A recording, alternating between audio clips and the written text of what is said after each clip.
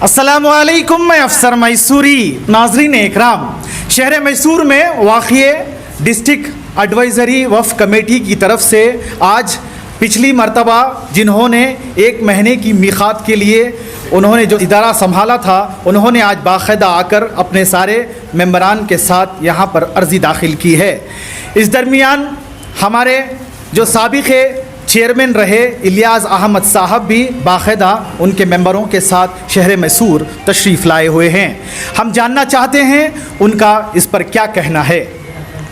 अस्सलामु अलैकुम रहमतुल्लाहि व बरकातहू। सबसे पहले आज यहाँ पर हम लोग आने का मकसद ये है कि ये सब मेरे साथ जो आए हैं, मेरी टीम जो DWAC 2020 जनवरी 22 तारीख को जो हमने यहाँ पे चार्ज लिया था, वो सारी टीम हमारे साथ आई है। जैसा आप सब जानते हैं कि 2020 जनवरी 22 तारीख को हम लोगों ने हमारा अपॉइंटमेंट हुआ था DWAC मैसूर के जो ऑफिस बेरर्स बोल के, तो हम लोग ने आके यहाँ पे चार्ज लिया। चार्ज लेने के बाद करीब 25 या 27 दिन तक हमने काम किया। तो उसके बाद मीटिंग भी वगैरह भी हमने सब किया। फिर बाद में फरवरी 17 तारीख को एक स्टे ऑर्डर मिला था। जो पुराने जो DWAC टीम थी, उन्होंने उनका अभी भी टर्म बाकी है, तो हम उनको निकाला गया है बोल के उनको एक स्टे ऑर्डर लाया गया था। वो सिर्फ 2 हफ्ते का स्टे ऑर्डर था, इंटीरियम स्टे ऑर्डर, जो आज तक भी बरकरार है। वो स्टे ऑर्डर वेकेट नहीं हुआ है अभी। तो उसके मुताबिक हमें उतरना पड़ा। फिर उन्होंने जो आरिफ साहब थे, आरिफ मेकरी साहब, उन्होंने फिर से आके दोबारा बैठे। फिर बैठने के बाद दिसंबर 5 तारीख को उनका टर्म उनका भी ख़त्म हो गया। ख़त्म होने के बाद ये सिर्फ मैसूर का DWAC के बारे में एक बात नहीं है, पूरी सारी कर्नाटक के DWAC का मामला है ये। तो पूरे 23 डिस्ट्रिक्ट्स को ये अपॉइंटमेंट हुआ था, तो 23 डिस्ट्रिक्ट्स को भी इसमें स्टे ऑर्डर मिला था। तो सब लोगों का यही हालत थी। बहुत सारे जगह अभी उनका टर्म ख़त्म हुआ है। अभी हम लोग क्या कर रहे हैं, हाई कोर्ट का जो भी डिसीजन और जजमेंट के लिए इंतज़ार कर रहे हैं हम लोग। तो इस बीच में क्या पता चला कि और भी कोई यहाँ पर चेयरमैन वगैरह का ऑर्डर लाने की कोशिश कर रहे हैं।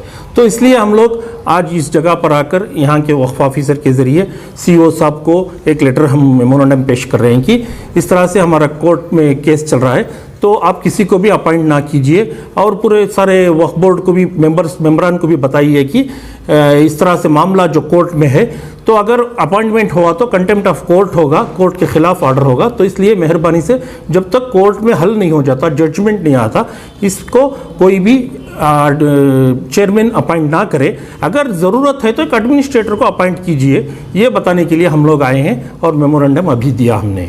अगर पार्टी में है बोले तो हर पार्टी में भी हर एक को भी सपोर्ट मिलता है। ऐसा नहीं कि अब देखिए, हम जब गए लास्ट टाइम कांग्रेस अब तक हुकूमत की, कांग्रेस की हुकूमत में हमने जाके पूछा क्या हमें चेयरमैन दीजिए, आगे कम से कम एक मेंबर भी हम पूछा है क्या? क्यों नहीं दिया गया हमें? अगर ऐसा समझते तो सबको साथ में ले जाना है बोलते तो वो ले सकते थे ना, क्यों आज तक नहीं पूछा? तो अब हुकूमत हमारी है। अब आप सब जानते हैं 2008 में जब BJP की हुकूमत आई, तभी भी हमारे BJP के लोग जो थे उन्होंने काम किया था। DWAC में थे, जनाब अमजद साहब थे, फिर और हमारे उरुज साहब थे, उन्होंने सब ने काम किया है। तो एक रूटीन है ये। जब भी गवर्नमेंट बदलती है तो हर एक बोर्ड कॉरपोरेशन के सभी भी जो अपॉइंटमेंट पिछले गवर्नमेंट से किया जाते हैं उनको बर्खास्त किया जाता है, फिर नए से लोगों को लिया जाता है। अभी क्या है, इसमें टर्म था वो एक बात थी बस, जो पिछले कमिटियों का टर्म था। अब उनका टर्म ख़त्म हो गया है, तो किसी को तो आना ही है। ऐसा नहीं कि BJP कांग्रेस, ऐसा नहीं है। तो इसलिए हमें अपॉइंट किया गया है, तो हम आ रहे।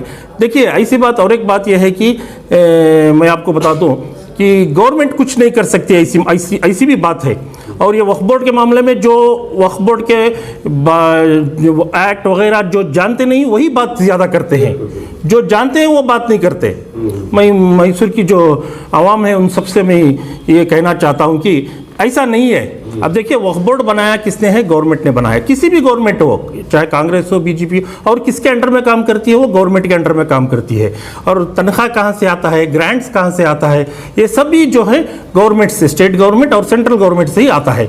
तो इतना सब लेकर क्यों वो गवर्नमेंट के अंडर काम नहीं करती, इंडिपेंडेंट बॉडी बोलती है? तो एक ऐसा है कि वो चलाने के लिए कुछ एक्ट बनाए गए हैं। वक्फ बोर्ड में चलाने के लिए उनके लिए कुछ स्पेशल एक्ट हैं, सिर्फ उसी को लेके वो चलेंगे बस। ऐसा नहीं कि गवर्नमेंट का हुक्म नहीं सुनना है, गवर्नमेंट की बात नहीं सुनना, ऐसा नहीं है। अब पिछले बार सभी जो भी गवर्नमेंट वगैरह थे, मेरे पास उसका प्रूफ है।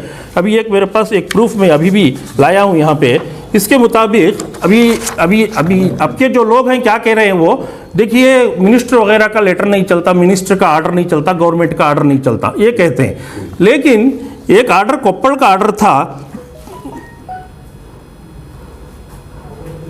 तो इसमें 2019 में एक आर्डर निकला था। इसके मुताबिक इसमें क्लियरली कहा गया है कि इकबाल अहमद अंसारी जो लेजिस्लेटिव असेंबली कोप्पल से हैं, उन्होंने एक लेटर लिखा था जनाब ज़मीर अहमद साहब को, जबकि हज और वेलफेयर और वक्फ के मिनिस्टर थे। उनको लिखा गया था कि एक जो साहब हैं जनाब वाहिदुद्दीन साहब बोल के, उनको कोप्पल का डिस्ट्रिक्ट का चेयरमैन बनाया जाए। तो उसके मुताबिक वो पूरा क्लियरली बता के यहाँ पे आर्डर्स निकला है कि इकबाल अहमद अंसारी साहब के कहने पर, यानी उनके सिफारिश के ऊपर, जनाब ज़मीर अहमद खान के लेटर के ऊपर हमने एडमिनिस्ट्रेटर ने इस DWSC के चेयरमैन को बनाया है।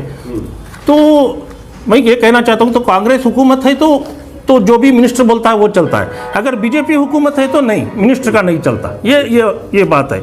अभी थोड़े दिन पहले क्या हुआ था, एक अपॉइंटमेंट भी हुआ था यहाँ पर एक तो वो अपॉइंटमेंट भी खारिज किया गया।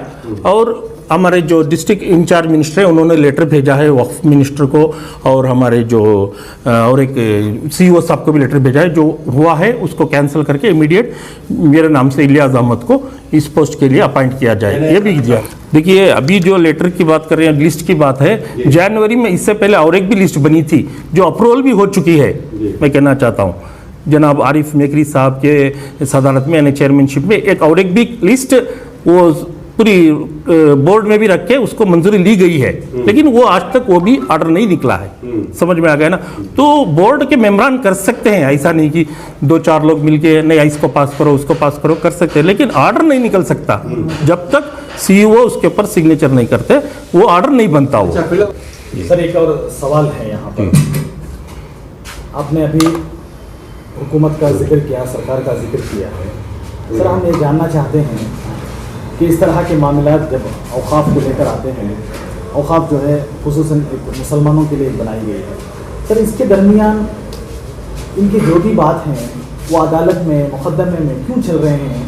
हमारी इतनी हैसियत नहीं है कि हम आपस में बैठकर जो है इसको सुलझा सकें, इस इदारे को जो है ऊंचे मुकाम तक ले जा सकें। इसके बारे में आपकी क्या राय है? देखिए सबसे पहले ये जो औक़ाफ़ में जो कोर्ट वगैरह के मामले हैं, मुझे जहाँ तक पता है बोर्ड में ही पता नहीं है कितने केस चल रहे हैं, हज़ारों के केस चल रहे हैं हर एक मामले में यहाँ के एक छोटे से कमेटी लीजिए आप, जो भी लीजिए, हज़ारों से केस चल रहे हैं।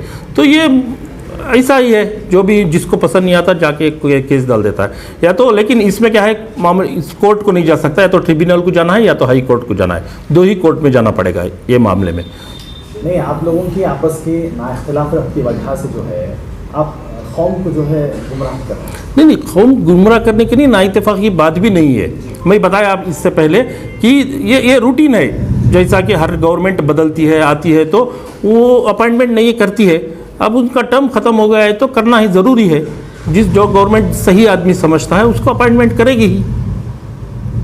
हाँ, वो कौन अपॉइंट नहीं हो सकता वो भी कानून में है, वो नहीं हो सकता एक शराबी हो, जो ऐसे कुछ 2-3 है, वो नहीं हो सकता। बस बताए जब मेकरी साहब जो टर्म के वास्ते जो केस सबमिट किए, उनका टर्म ख़त्म होते ही चाहे तो हमारे चेयरमैन साहब इस सीट पर बैठ सकते थे, मगर एक अच्छी बात यह है कि क़ानून को अगर क़ानून के हाथ में लेकर अगर बैठे, कुछ नाम बदलाव हुआ तो कौम का नाम बदलाव होता, वक्फ बोर्ड का नाम बदलाव होता बोल के क़ानून जो वहाँ से आर्डर करता, उस आर्डर कापी के ऊपर मैं फ़ख्र के साथ मैं बैठना चाहता था।